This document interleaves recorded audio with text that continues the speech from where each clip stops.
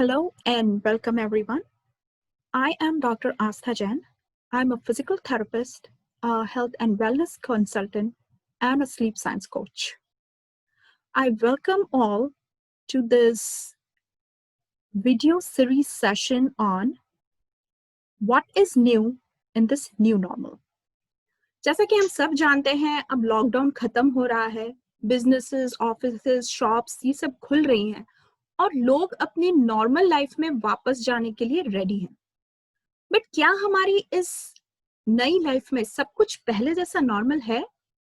शायद नहीं। बहुत सारी चीजें चेंज हो गई हैं, बहुत सारी बातें जो अब हमें अपनी लाइफस्टाइल में लानी है वो चेंज हो गई है और उसी के चलते हमें इस न्यू नॉर्मल लाइफ को अडेप्ट करना है और आगे बढ़ना है।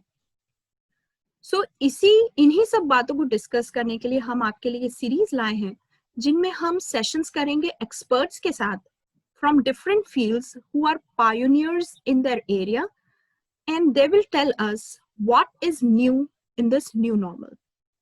वो हमें बताएंगे कि क्या चेंजेस हम एक्सपेक्ट कर सकते हैं हमारे बिजनेसेस में, हमारे आसपास, हमारी लाइफस्टाइल में, और कैसे ये चेंजेस हमें अफेक्ट करेंगे and how to make the best out of it. इसी सीरीज में आज हमारा फर्स्ट सेशन है जिसमें हम बात करेंगे हेल्थ केयर के बारे में। The face of healthcare has changed a lot after this coronavirus pandemic. तो हमारे साथ हैं आज हमारे एक्सपर्ट डॉक्टर अजय जैन, जो कि he is a cardiologist and he's been a practicing physician for over 40 years. So let's talk to our guest, Dr. Ajay Jain. Welcome, sir. Thank you, Astha. बहुत बहुत धन्यवाद, आपने मुझे आज की इस टॉक के लिए इनवाइट किया और मैं चाहता हूं कि ये टॉक हमारी बहुत अच्छी सक्सेसफुल रहे और लोगों को इससे बहुत मदद मिले। सर, जैसा कि मैंने बोला, हम लोग आज बात करेंगे हेल्थ केयर के बारे में और हम सब जानते हैं कि लोग प्रेजेंट में चाहे उन्हें कुछ भी तकलीफ हो तो वो डॉक्टर्स और हॉस्पिटल्स में जाने में घबरा रहे हैं because obviously they don't want to expose themselves और their family to this corona infection, and that makes complete sense. तो अभी हमें ये देखने में आया है कि लोग ज्यादा से ज्यादा फोन पर या वीडियो कॉल करके अपने डॉक्टर से कंसल्ट कर रहे हैं, उनसे सलाह ले रहे हैं। तो जैसा कि आपसे डिस्कशन में आपने मुझे बताया कि इस न्यू मेडिसिन के तरीके को कहा जाता है टेली मेडिसिन या टेली हेल्थ।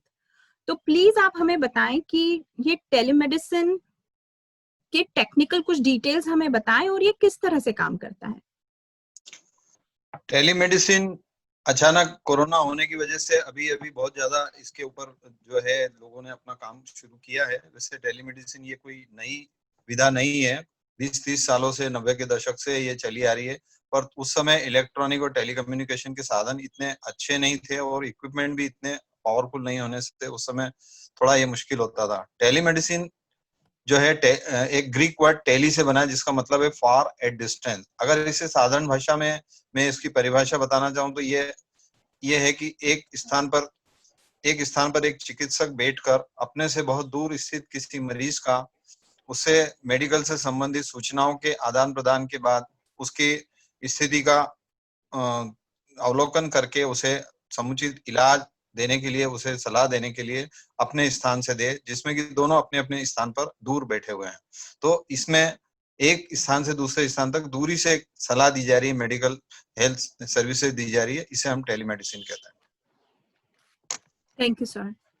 तो जैसा कि आपने बताया कि telemedicine is it refers to anything जब भी पेशेंट और डॉक्टर अपनी अपनी जगह पे रिमोट लोकेशंस पे बैठ करके बात कर रहे हैं। तो थोड़ा सा प्लीज आप हमें बताएं कि ये कैसे डॉक्टर्स के लिए हेल्पफुल है। डॉक्टर्स के लिए इस तरह से हेल्पफुल है, अभी पर्टिकुलरली अगर हम आज के परिक्षेप में देखें, कोरोना वायरस के कारण सभी लोग सोशल डिस्टेंसिंग और इन्फेक्शन के डर से अपने अपने घरों में हैं और डॉक्टर्स भी अगर मरीज भी देखते हैं तो पर्सनल प्रोटेक्शन किट पहन के देखते हैं। तो हम लोग भी चाहेंगे कि जिन मरीजों को आज सभी लोग अवॉइड करना चाहते हैं कि जो मरीज को फोन पे या दूर से ही अगर उसे एडवाइस दी जा सकती है तो अच्छा है। इसलिए डॉक्टर्स के लिए और मरीज दोनों के लिए ये हेल्पफुल है कि दोनों इन्फेक्शन से बचने के लिए अपने अपने स्थान से ही इलाज ले सकते हैं। डॉक्टर इस टेलीमेडिसिन के द्वारा मरीज की हेल्थ एजुकेशन भी आसानी से कर सकते हैं। उसे डायबिटीज है, ब्लड प्रेशर है, कोई भी दूसरी बीमारी है तो उसके बारे में उसे सलाह देने के लिए अधिक समय दे सकते हैं और फोन पे या जैसा भी वीडियो कॉन्फ्रेंसिंग के द्वारा उसे हम समझा सकते हैं। इसके अलावा पेशेंट जैसे अगर पेशेंट हमारे यहाँ दिखाने आता है, हम टेलीमेडिसिन को हमारी नॉर्मल कंसल्टेशन के साथ मिक्सअप भी कर सकते हैं।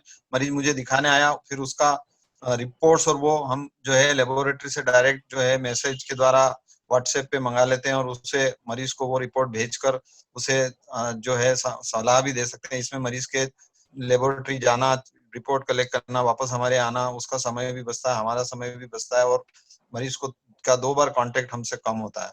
इस तरह से जो डाटा कलेक्ट होता है वो भी हमारे पास रिकॉर्ड में रहता है, ताकि मरीज अगर अगली बार दिखाने आता है सेकेंड विजिट या थर्ड विजिट आगे की विजिट पे, तो अगर वो रिकॉर्ड नहीं भी लाया है तो हमारे पास वो रिकॉर्ड डिजिटली उपलब्ध रहता है, जिससे कि मरीज के लिए और हमारे लिए दोनों लिए आसानी हो जाती है। डेफिनेटली आई थिंक डॉक्टर्स के लिए बहुत सारे तरीकों से ये हेल्पफुल है। आपके लिए पेशेंट का डेटा कलेक्ट करना या सब सारे रिकॉर्ड्स एक जगह रखना बहुत इजी हो जाता है। तो और ये पेशेंट्स के लिए किस तरह से हेल्पफुल है?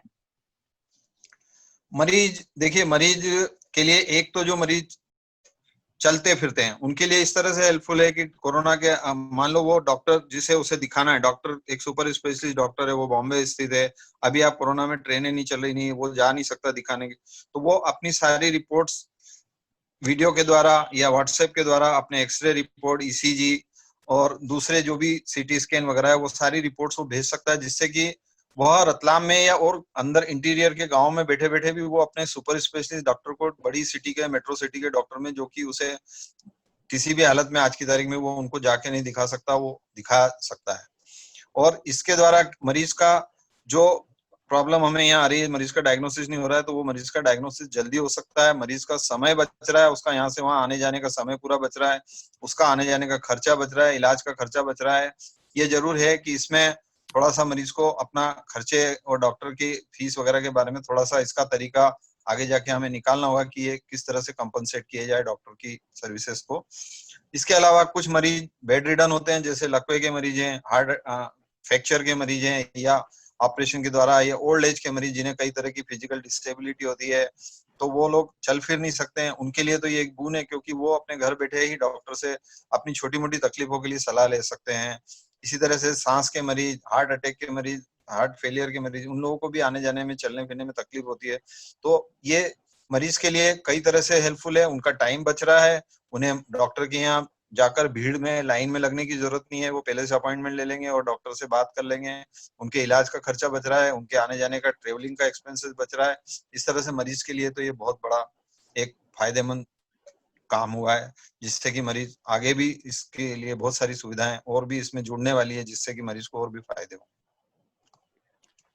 सही कहा आपने कि पेशेंट्स के लिए आपने जैसे बताया कि जो बेड रिडन है या फिर ट्रैवल नहीं कर सकते, बहुत ज्यादा इल हैं, तो ऑब्वियसली उनके लिए ये बहुत हेल्पफुल है। और मुझे लगता है कि आज इस सोशल नेटवर्किंग के जमाने में जब इंटरनेट, व्हाट्सएप, स्काइप ये सब इतना इजीली लोगों को फोन पे अवेलेबल है, तो काफी हेल्पफुल है और काफी इजीली लोग शायद कर सकते हैं। तो थोड़ा सा आप हमें ये बताएं कि क्या क्या बेसिक इक्विपमेंट्स या बेसिक एप्लीकेशंस लोगों के पास हों जिससे वो इजीली इस तरह के कॉल मोर इफेक्टिवली कर सकें। देखिए, टेलीमेडिसिन में 3 पार्ट है, एक है पेशेंट, एक है डॉक्टर और तीसरा दोनों के बीच में लिंक, सेतु जिसको कह सकते हैं हम। तो मरीज को क्या क्या आवश्यक है, मरीज को अपनी पहले तो कुछ चीजें जो वो खुद कर सकता है, जैसे टेम्परेचर रिकॉर्ड कर सकता है, इलेक्ट्रॉनिक मशीन हो बीपी की तो वो बीपी ले सकता है, इसके अलावा ग्लूकोमीटर मशीन हो तो अपनी शुगर ले सकता है, लेबोरेटरी पे जाके अपनी जांच करा के सारी रिपोर्ट रेडी रख सकता है। इसके अलावा अपनी सारी तकलीफों की एक छोटी सी समरी बना के रखे, ताकि जब वीडियो कॉन्फ्रेंसिंग में समय की भी लिमिटेशन होती है तो वो अपनी जितनी भी प्रॉब्लम्स है वो उनको समय पर बताए। इसके अलावा मरीज के पास इन सब रिपोर्ट्स को और अपनी बातों को रखने के लिए सारे साधन चाहिए, जैसे डिजिटल कैमरा, स्कैनर और इंटरनेट सुविधा सबसे इम्पोर्टेंट है।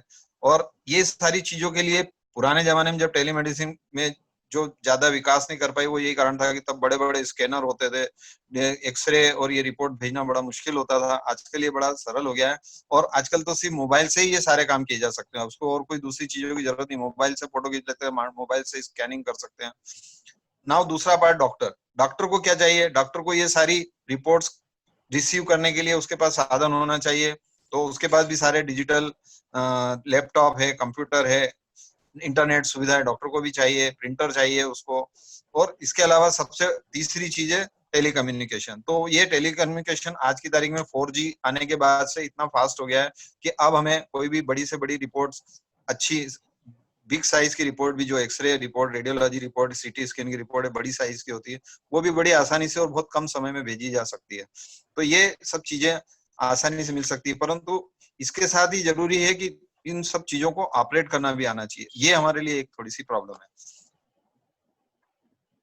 और इसी दिशा में हमारी भारत सरकार, हमारा Indian space research organisation, department of information technology और हमारे देश के बड़े बड़े private hospital, Apollo hospital, Hrudayalaya, Narayana Hrudayalaya, Apollo Asian heart hospital और हमारी सारी राज्य सरकारें भी इस दिशा में बहुत काम कर रही है और आने वाली दिशाओं में शायद इसमें आर्टिफिशियल इंटेलिजेंस का उपयोग करके हम मरीजों के लिए इस टेलीमेडिसिन के द्वारा और भी अच्छी तरह से मेडिकल फैसिलिटी दे पाएंगे। सो डेफिनेटली मुझे लगता है कि जैसे जैसे इसकी टेलीमेडिसिन की इतनी रिक्वायरमेंट बढ़ रही है, वैसे वैसे गवर्नमेंट और दूसरी कंपनीज इसको और बेहतर बनाने के लिए या फिर और यूजर फ्रेंडली बनाने के लिए डेफिनेटली काम कर रही होंगी। आप बता रहे हैं जैसे ऑर्गेनाइजेशन एज सच इसरो, जो हमारा स्पेस ऑर्गेनाइजेशन है, वो तक हमें इसमें हेल्प कर रहा है। तो आई एम श्योर कि आने वाले समय में ये और इजी एंड यूजर फ्रेंडली बन जाएगा। तो अब आप हमें ये बताएं कि कोई पेशेंट यदि डॉक्टर को कनेक्ट करना चाह रहा है, तो क्या ऐसे कोई एप्स हैं या ऐसा कोई प्लेटफॉर्म है जिसे डेवलप किया जा रहा है या ऑलरेडी इन प्लेस है जिसको इजीली पेशेंट्स कर सकें फॉलो? देखिए, टेलीमेडिसिन के को हम कई भागों में डिवाइड कर सकते हैं। एक tele consultation, tele diagnosis, tele treatment, tele education, tele training and tele monitoring. और टेली मेडिसिन को हम मरीज को जो सुविधाएं दे रहे हैं वो तीन तरह से दे सकते हैं। एक बाय चैटिंग, जिसमें कि हम सिर्फ मरीज हमें मैसेज करे, हम उसे मैसेज करके दवा का नाम बता दिया। दूसरा है ऑडियो, ऑडियो के द्वारा मरीज हमें फोन कर सकता है या वीडियो को ऑडियो कॉल कर सकता है व्हाट्सएप से या जैसे भी टेलीफोन से, मोबाइल से, और उस पे हम उसको जो है फोन के ऊपर सुविधा। तीसरा है वीडियो चैटिंग। और चौथा जो अभी लेटेस्ट जो चल रहे हैं कि इस तरह के मेडिकल एप्स तैयार किए गए हैं कई कंपनियों के द्वारा, जिसमें कि डॉक्टर और मरीज दोनों एक दूसरे के उन दोनों ऐप वो ऐप को दोनों को डॉक्टर को और मरीज को डाउनलोड करना होता है। मरीज जब डॉक्टर को कंसल्टेशन करने के लिए अपॉइंटमेंट लेता है तो डॉक्टर उस ऐप की लिंक उसे भेज देता है। वो लिंक पर जाकर मरीज वो ऐप अपने मोबाइल में डाउनलोड करता है और उस ऐप पर जैसे ही वो लॉगिन करता है, वो डॉक्टर का और प्रत्येक डॉक्टर का उस ऐप का जो एक कोड होता है वो कोड भी डॉक्टर उस मरीज को देता है, जिससे कि वो मरीज वो कोड डालकर वो डॉक्टर से कनेक्ट हो जाता है। और उस ऐप के अंदर कई तरह की सुविधाएं होती है, जैसे मरीज उस ऐप पर जाकर डॉक्टर से आगे का अपॉइंटमेंट ले सकता है। उसमें मरीज जो है अपनी बात सिर्फ ऑडियो के द्वारा, बातचीत के द्वारा भी डॉक्टर से सलाह ले सकता है। उसमें वीडियो कॉन्फ्रेंसिंग के द्वारा भी वो डॉक्टर से सलाह ले सकता है। और उस ऐप की जो खास बात है, जो अभी तक प्रॉब्लम थी कि इस तरह के कंसल्टेशन में डॉक्टर अपनी फीस या अपने सर्विस चार्ज कैसे लेगा, तो वो ऐप के अंदर वो भी सुविधा दी गई है, जिससे कि मरीज वो भी पेमेंट वगैरह उसमें कर सकता है। तो ये ऐप आने वाले समय में कई तरह के ऐप आ रहे हैं, उसमें डॉक एक्सा और भी कई तरह के एप्स जो हैं धीरे धीरे मार्केट में आ रहे हैं, और ये इनमें सुविधाएं भी धीरे धीरे बढ़ती जा रही है। उन एप्स के अंदर ये भी सुविधा है कि जिससे क्या है कि जितने मरीजों को डॉक्टर ने देखा उसको पूरा साल भर, मतलब वो पिछले 10-15 दिन, महीने भर का जितना भी उसकी मेमोरी के हिसाब से वो अपना डाटा स्टोर कर सकता है। इसके अलावा मरीज का पूरा डाटा, उसकी जानकारी, उसके बारे में एज, सेक्स, उसका एड्रेस वगैरह, उसका टेलीफोन नंबर वगैरह, ताकि ये सब चीजें आगे रिसर्च के अंदर और कभी भी कोई भी जैसे एपिडेमिक वगैरह हैं, इसमें गवर्नमेंट को भी जो है हम मदद कर सकते हैं कि उससे सारे डाटा कलेक्शन और कंपाइलेशन, और उसके बाद फिर रिसर्च के अंदर उससे मदद मिल सकती है, थीसिस वर्क किया जा सकता है। आगे हम डायग्नोसिस में उससे मदद मिलती है, उसके द्वारा आगे की रिसर्च में मदद मिलती है। इस तरह से ये जो ऐप है ये आने वाले समय में बहुत काम की चीज है। जी हाँ, जैसा कि आपने इस ऐप के बारे में बताया, अभी जब से ये कोरोना का इश्यू चल रहा है, मैंने भी कई ऐप ऐसे देखे हैं जो कि लोगों को स्क्रीनिंग में भी हेल्प कर रहे हैं। जैसे कि लोग अपने सिम्पटम्स उसमें डालें और वो आपको थोड़ा-सा गाइड कर देते हैं, कि आपको क्या कुछ सीवियर या किसी डॉक्टर के पास जाने की ज़रूरत है या ये नॉर्मल सिम्पटम्स है। ऑल ऑब्वियसली ये एक डॉक्टर्स विज़िट को रिप्लेस तो नहीं कर सकते, बट आई थिंक जैसा कि आपने कहा ये ऐप्स काफ़ी यूज़फुल हैं। कई बार लोगों में थोड़ी-सी पैनिक को कम करने में भी शायद हेल्प करते हों।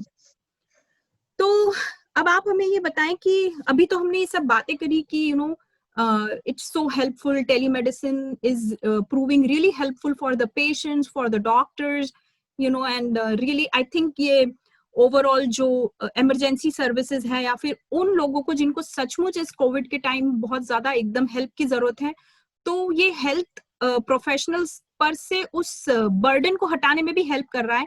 ऐसे लोग जिनको राइट अवे हेल्प की जरूरत नहीं है, तो जस्ट डॉक्टर को कॉल करके भी वो अपने जो भी इशू है उसको टैकल कर पा रहे हैं, सबको हॉस्पिटल जाने की जरूरत नहीं पड़ रही है। लेकिन किसी भी प्रोसेस की तरह आई एम श्योर कि इसकी भी कुछ लिमिटेशंस होंगी, कोई शॉर्टकमिंग्स होंगी। तो थोड़ा-सा आप हमें बताएँ कि क्या इसकी इससे रिलेटेड क्या प्रॉब्लम्स आती हैं आपको, जैसे कि आप अभी कोशिश कर रहे हैं लोगों को टेलीमेडिसिन के थ्रू ट्रीट करने की? देखिए, आपने बिल्कुल सही बताया कि जो है telemedicine is not a total solution, क्योंकि इसके द्वारा हर तरह के मरीज का इलाज तो नहीं किया जा सकता। ये ठीक है कि छोटी-मोटी बीमारी, साधारण तरह की बीमारी, पर्टिकुलरली ये फॉलोअप के लिए तो बहुत यूजफुल है, परंतु कई बार जो गंभीर रोगी हैं, जिनको हमें देखे बिना हम उसकी बीमारी के बारे में, उसके लक्षण देखे बिना, उसके साइंस एग्जामिन किए बिना हम नहीं पता कर सकते कि उसके हार्ट के अंदर हार्ट की साइज क्या है, हार्ट के अंदर कौन सी मरमर आ रही है, उसको कौन सी बीमारी है, चेस्ट के अंदर कौन सी साउंड आ रही है या कोई कैपिटेशंस आ रहे हैं कि व्हीजिंग आ रही है, जो भी साउंड आ रहे हैं तो उसके द्वारा हम डायग्नोस करते हैं कि पेशेंट को निमोनिया है, कि पेशेंट को अस्थमा है या पेट के अंदर कोई गिठान है। ये सब चीजें हम बिना देखे नहीं बता सकते, तो ये एक बहुत बड़ा लिमिटेशन है। परंतु ये है कि मरीज एक बार दिखा के गया, उसके बाद फॉलोअप के लिए वो हमसे अपने सिम्टम के आधार पर सलाह ले सकता है। दूसरा, जो मेडिकल प्रोफेशन की जो आज तक की जो सबसे बड़ी चीज रही है कि डॉक्टर और पेशेंट का आपसी विश्वास और आपसी रेपो रेट। जो दुनिया में ऐसे कई जनरल प्रैक्टिशनर हैं जो बचपन से आदमी जो है उनके यहाँ बड़ा होने तक इलाज कराता है, 40-40 साल तक। मैं भी आज 40 साल से यहाँ प्रैक्टिस कर रहा हूँ, तो मेरे कितने ही मरीज हैं जो कि आज भी मेरे पास, जो शुरू में आते थे वो आज भी 40 साल से मेरे पास आ रहे हैं। तो डॉक्टर और पेशेंट के बीच में जो एक रिलेशनशिप बनती है, वो जरूर इस टेलीमेडिसिन से थोड़ी हमें दूर हो जाएगी। जो कि हमने हमारी ऑनलाइन जो दूसरी सुविधा है हमारी बैंकिंग वगैरह, उसमें भी हमने देखा कि हम अभी अपने हमारे बैंक के अंदर कौन काम कर रहा है उसको ही नहीं जानते। इसी तरह से लोग, हो सकता है कि टेलीमेडिसिन से उसने जो है, हमने बॉम्बे बैठे डॉक्टर से इलाज तो करा लिया पर हम जानते ही नहीं वो डॉक्टर कौन है, उसकी सूरत नहीं देखी। तो ये सब चीजें प्रॉब्लम होने वाली है, पर और गंभीर मरीजों को इसमें इलाज करवाना थोड़ा मुश्किल होगा। परंतु ठीक है, हर चीज के थोड़े बहुत शॉर्ट कमिंग है और इनके ऊपर भी जो है आगे और भी कुछ नई आर्टिफिशियल इंटेलिजेंस जैसी सुविधाएं आने से हो सकता है कि इसका भी कोई सॉल्यूशन निकल आए। तो जैसा कि दूसरा, आपने बताया। गवर्नमेंट ने एक्सक्यूज मी सॉरी। दूसरा, गवर्नमेंट ने इस सुविधा का मिसयूज नहीं हो इसलिए कई बहुत सारी गाइडलाइंस भी दे रखी, जिसके द्वारा हम मरीज को कि क्या दवा लिख सके, मरीज कौन कौन सी बीमारी के लिए हमारे को दिखा सकता है, हम उसको क्या क्या दवा लिख सकते हैं, वो सारी चीजें भी उसमें जो है, हमें ये सारी चीजें लिमिटेशंस है। सही बात है, क्योंकि हेल्थ केयर एक ऐसा फील्ड है जहाँ पे यूज और मिसयूज दोनों अपनी अपनी जगह हैं और दोनों को ध्यान में रखना भी बहुत जरूरी है। तो जैसा कि आपने बताया कि गवर्नमेंट ने कुछ गाइडलाइंस रखी हैं, कुछ रेगुलेशंस रखे हैं, तो एंड आई एम श्योर कि they are also working on making it more popular, and उसकी अवेयरनेस लाने में भी बहुत कोशिश कर रहे होंगे लोगों में, खासकर अभी के इस टाइम में। तो क्या कुछ गवर्नमेंट गाइडलाइंस आप थोड़ा बताएंगे हमें? हमारे एमपी गवर्नमेंट ने एक संजीवनी ओपीडी ऑनलाइन चल रही है उनकी, वो 24 घंटे चलती है। उसमें जो है आप उस गवर्नमेंट की साइट पर जाकर ये संजीवनी ओपीडी ऑनलाइन खोल सकते हैं, जिससे कि आप जो है टेलीमेडिसिन की सुविधा ले सकते हैं। इसके अलावा मेडिकल काउंसिल ऑफ इंडिया ने नीति आयोग के साथ मिलकर एक गाइडलाइन 25 मार्च 2020 को ही रिलीज की है, जो कि आप गवर्नमेंट की साइट www.mohfw.gov.in पर जाकर, ये पूरी गाइडलाइन जो है करीब 50-60 पेज की है, उसको आप पूरी पढ़ सकते हैं, जिसमें कि उसमें मरीज के क्या लिमिटेशन है, मरीज के क्या कर्तव्य हैं, मरीज के को क्या क्या ध्यान रखना है, डॉक्टर्स के क्या कर्तव्य है, डॉक्टर्स के क्या लिमिटेशन है, किस तरह का प्रिस्क्रिप्शन दिया जाएगा, प्रिस्क्रिप्शन का क्या फॉर्मेट होगा, और क्या लीगल फॉर्मेलिटीज हैं, क्या लीगल बाइंडिंग है, ये सारी चीजें उसमें पूरी विस्तृत दी गई है। कौन कौन सी दवाइयां किस कंडीशन में किस लेवल तक दी जा सकती है, ये भी उसके अंदर क्लियर कट दिया गया कि आप किस लेवल तक मरीज का इलाज जो है टेलीमेडिसिन के द्वारा कर सकते हैं। और हमारे सुप्रीम कोर्ट ने भी आज तक जो है हम लोगों को फोन पे दिए गए कंसल्टेशन या व्हाट्सएप या मैसेज के द्वारा दिए गए consultation were not legally approved, but अभी अप्रैल में दिए गए सुप्रीम कोर्ट के डिसीजन के द्वारा उन्होंने टेलीमेडिसिन के द्वारा उस अप्रूव फॉर्मेट में दिए गए कंसल्टिंग प्रिस्क्रिप्शन को उन्होंने उसे वैलिड माना है, लीगली भी उसे वैलिड माना है, कोर्ट में उसको वैलिड माना है। तो मैं लोगों से चाहूंगा कि इस टेलीमेडिसिन सुविधा का अधिक से अधिक उपयोग ले, और मैं सोचता हूं कि आज के हमारे इस टॉक के अंदर लोगों को कुछ जानकारी अवश्य लाभदायक रही होगी। Thank you so much, Dr. Ajay Jain, for joining us and sharing all the details about telemedicine. And I'm sure, जैसा कि आपने कहा कि लोग इसको देखेंगे और उन्हें हेल्पफुल होगा और वो समझ पाएंगे कि कैसे यदि वो डॉक्टर्स के पास हॉस्पिटल्स पे नहीं भी जाना चाहते हैं तो भी बहुत सारी चीजें हैं, बहुत सारे उनकी ऐसी इश्यूज हैं जो वो एड्रेस कर सकते हैं अपने डॉक्टर के साथ. So thank you so much for joining us. Thank you, Asta, for calling me and giving me opportunity to serve the public. I am highly thankful and thank you very much. So everyone, मैं आपसे बस यही कहना चाहूंगी कि although telemedicine is very very helpful, लेकिन it's not answer to everything. So आप अपना best decision use करें कि कब ये आपके लिए helpful है, कब आपको actually में hospital जाने की जरूरत है. And just stay safe, stay healthy. Thank you.